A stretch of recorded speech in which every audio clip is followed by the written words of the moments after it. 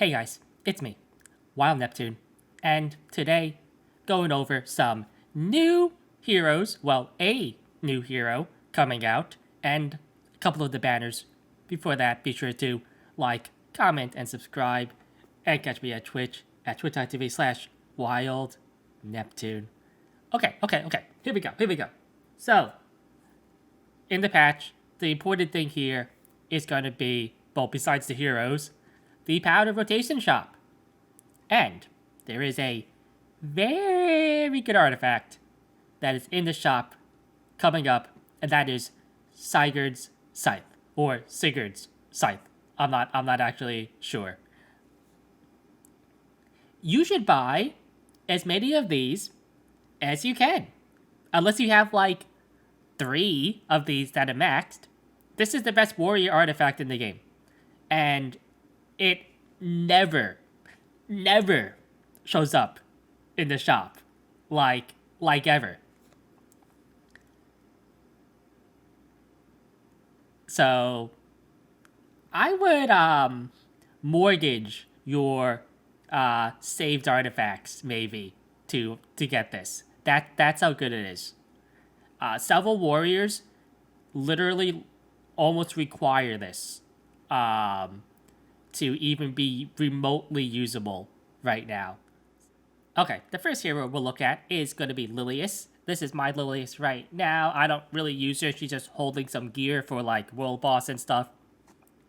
So what does she do? Well, really quickly here, her S3 is a full cleanse. It will do damage based on the highest attack of your team. The S2 is a barrier and a provoke. So 2 turns, and the soul burn is ignore ER. The S1, it will dual attack with a random member of your team. So Lilias right now is not in a great spot, and I mentioned this before in other videos, but my opinion on why is that she's a jack of all trades, master of none. And right now, you have to be specialized to really see play in current PvP. Lilias is a very flexible hero, though, and has been used in several different ways, actually. She's had really 4 builds with some variations in between.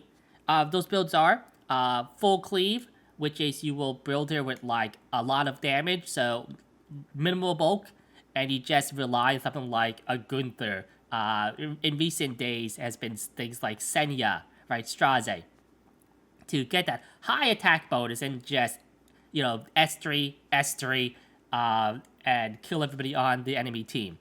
This has proven to be probably the least effective build that you can run on her. It's pretty gimmicky. It's a little bit better than a meme, but I also would not say it's good. There's also the effectiveness build.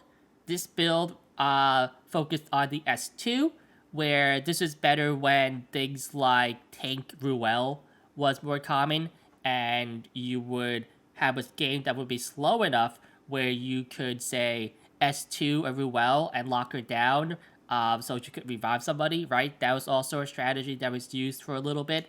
There was the ER build, and the ER build would focus on this stat, effect resistance, and her cleanse on her S3. And this one was used more when Fairy Tail Tenebria was picked in every single game. This build suffers from having a very high gear requirement, where you still need decent bulk, you also need decent speed, and you need like 230 ER. This build fell out of favor when Carrot became more of a thing, and even though her cleanse was good against the burns, Carrot would often just, kill a member of your team before she even got the S3 off, right? And then the other build was just the basic all-around tank type build, where she would be tanky, a support, like normally carry something like Adamant Shield, or maybe Holy Sacrifice, right? Just for an added level of protection.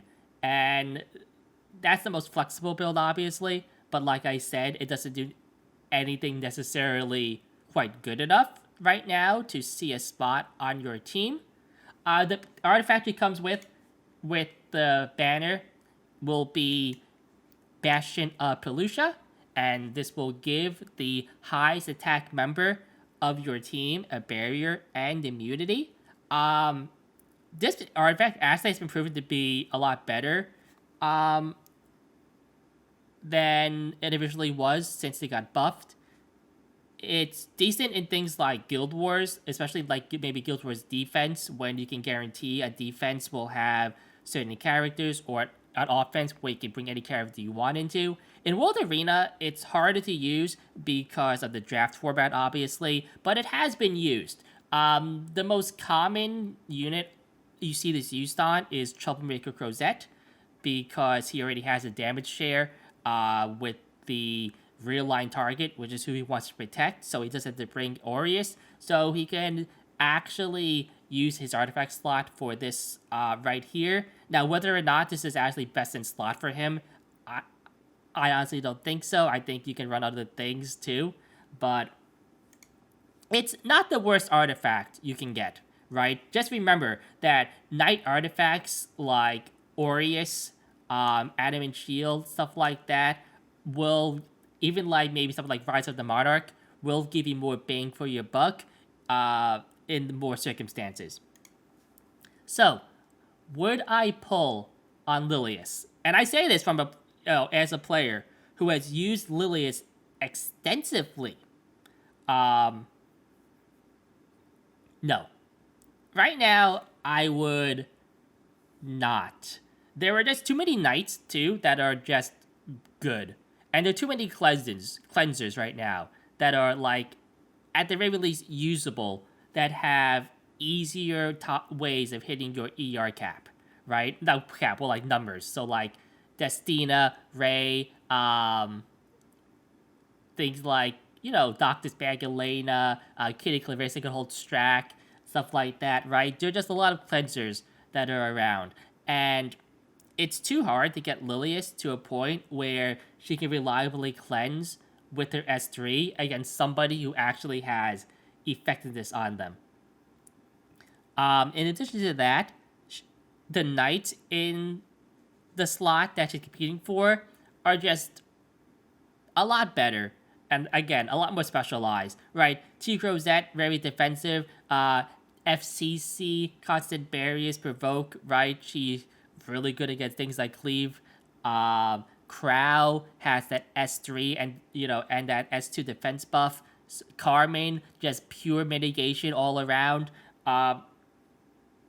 Lilias doesn't have anything that really competes with any of those. So, Lilias, no, on paper, a great hero, just not great right now. The second hero that is being released on a banner is going to be Vivian. And this is my Vivian. Actually, she's only 5 stars, but she's still 10 friendship. And that is because Vivian is one of the premier one-shot hunt units in the game. So she's the most common unit used in the Banshee one-shot, and also in the A13 one-shot. I actually don't know if there are any A13 teams that don't use her in the one-shot. Now, mine's level 5, well, level 5 stars, with almost no molas because I run a 4-man one-shot. You can run her with a 3-man one-shot in Banshee if you have molas into her, and obviously if she's 6 stars, right? And that's really right now the extent of how she's used. In the past, she was used in PvP, but changes to the meta obviously have kind of prevented her from seeing play. Even though on paper, also like Lilias, her kit is very strong. She has an S3, which gives her whole team immunity and attack buff, which is very good.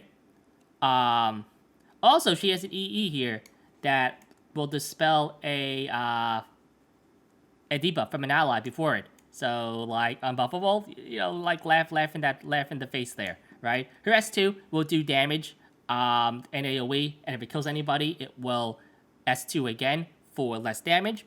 And her S1 is a damaging attack with a CR boost attached to it. So, a strong mage that has been used in things like support cleave or just general want to get an immunity up for some reason, right? She has damage and utility,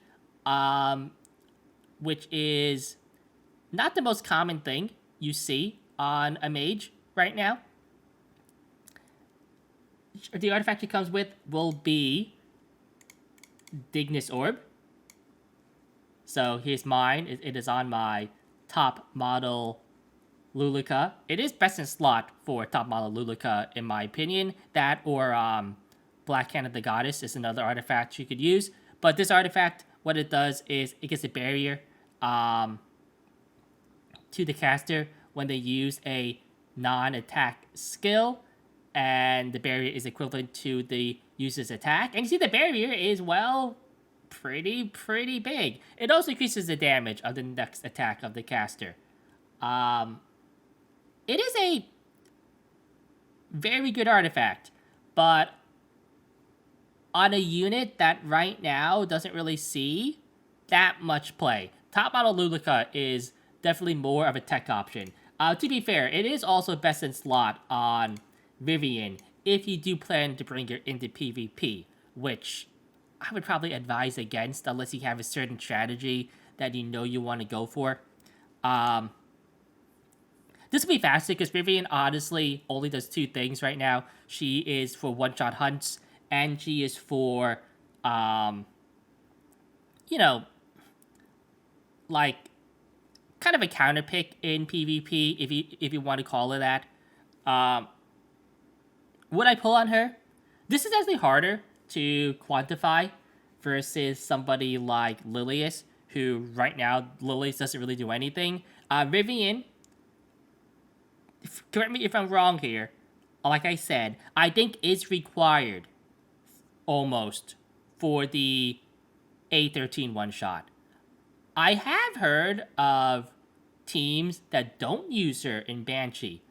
If you really want a one-shot team, and you're pretty close to being able to do one, and just need maybe like a Lily or something like that. Not Lily, sorry.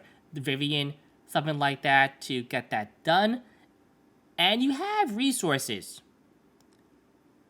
You might consider pulling on her. Normally, I would not pull for PvE. However, having a one-shot for Banshee and A13 is very beneficial.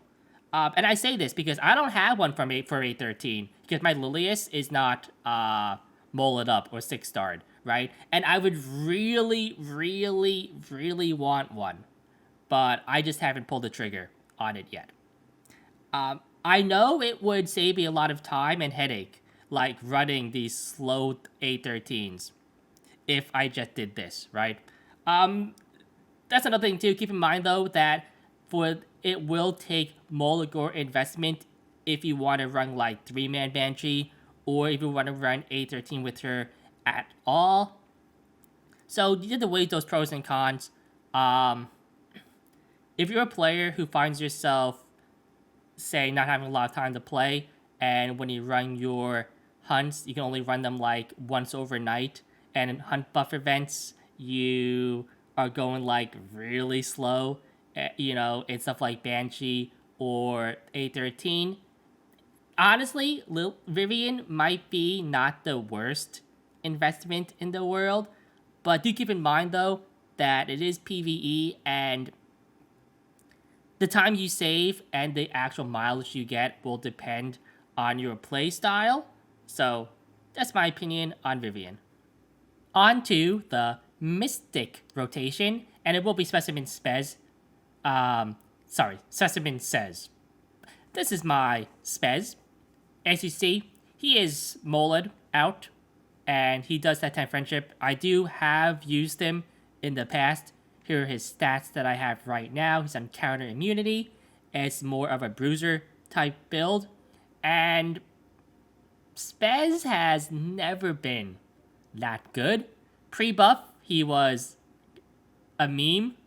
Post-buff, he's not quite a meme, but he's like not quite good enough to have real usage. His problem more is consistency, and that he requires other units to be at his full potential. You have to bring an additional stunner with him, and then your turn order has to happen in a way where you take advantage of your other unit that he brought with him, right? So he's a counter pick for something maybe like May Chloe, maybe a Ravi, sometimes like that, right? Ruel, occasionally. That is kind of hit or miss, right? You don't really need that much stats on him, honestly. If you have a stun, he's gonna kill most like mid to even like mid bulky targets, right? Especially if you get to something like, Frenzy 2 or Frenzy 3 when you're using him, right? So you can focus more on bulk and maybe speed depending on the type of builds you're going for. So really quickly here, his S1 is a stun for 1 turn at 50% and will increase his CR if the target is stunned after the attack. Her S2 is going to be a AoE with a 6% chance to stun each target for 1 turn, and it gives him a nice CR increase by 50%, and his S3 will penetrate defense 30% at base, or 100%, which is ignore defense, when the target is stunned. Also, if this skill is available, it will have a built-in Elbrus Ritual Sword effect for Spez, meaning that, let's say you get AoE'd, well, you can proc the S1 here, then you can stun a target for the turn, get the CR boost, and maybe get the S3 off, right? And because the S3 resets when you kill with it, well, you still have the Elbrus effect, which is honestly pretty good. The kit is very stacked. He's very similar to Charles, with more upside, right? In terms of how he really feels to be played. And this upside does make him a little more viable, in my opinion, than Charles is. But he's also, quote-unquote, more needy than Charles, as Charles can work as a support unit by himself, right, with the attack buff and everything like that, where Spez needs support to work effectively. So, unfortunately, I would say right now Spez is definitely in the lower rung of MO5s, even after his buff, and this is from somebody who does use him occasionally. I do like bringing him out for fun, right? But if you're not hellbent on getting Angelica, which we'll go over in a minute here, you probably want to skip him, right? Unfortunately, this is very hard because I do believe that, as a spoiler for the next part of the video, that Angel of Light Angelica is going to be very strong. Spez just isn't. Now we have Angel of Light Angelica. This is a new MO4 star. She will be with Spez on the Mystic banner. She is a light mage. See her stats right here. She has Imprint Release for defense and Imprint Concentration for effectiveness. But let's get to her actual kit.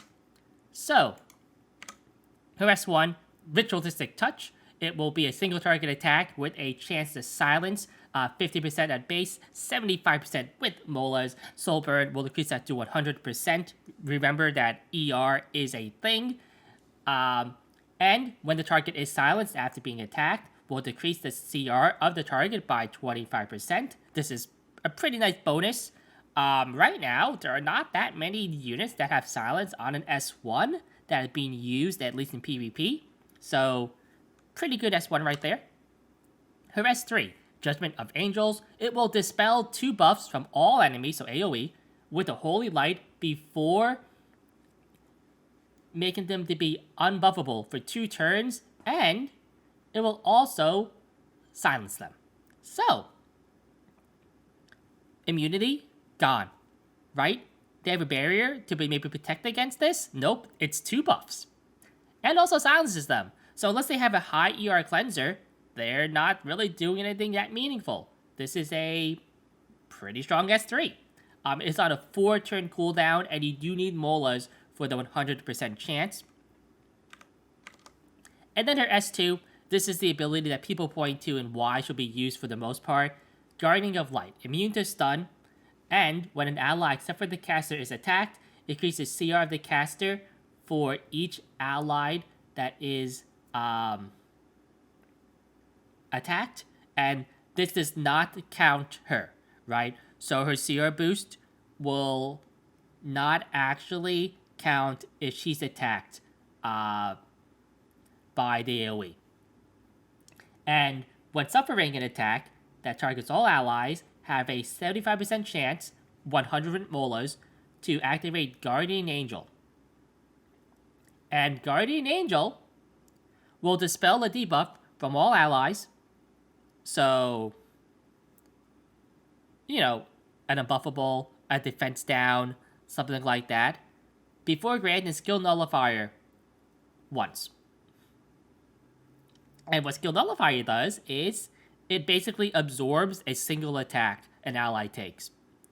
And this is really good against cleave. So a lot of units at the start of their cleave will have to AoE you. And if you get AoE'd, not only do you get a CR boost, you also get this, like, Guardian Angel effect, which gives a skill nullifier. And, well, cleave teams, a lot of the times, can't deal with a skill nullifier going up at a time like Angel of Light Angelica might proc this. In addition to that, maybe if we build it fast enough, her CR boost will be able to, well, you know, proc the S3 for you. And you just get the silence on the enemy team also. That's also a possibility. So, very loaded kit, especially for anti-cleave. Now, to be fair, there is a lot of anti-cleave right now, but there's not a lot of consistent anti-cleave. What makes Angel of Light Angelica very good is that her effects, at least her S2 effect, will always happen. As long as she's AoE'd. Now, obviously, some units, you'll kind of bypass this, like Flan, for example.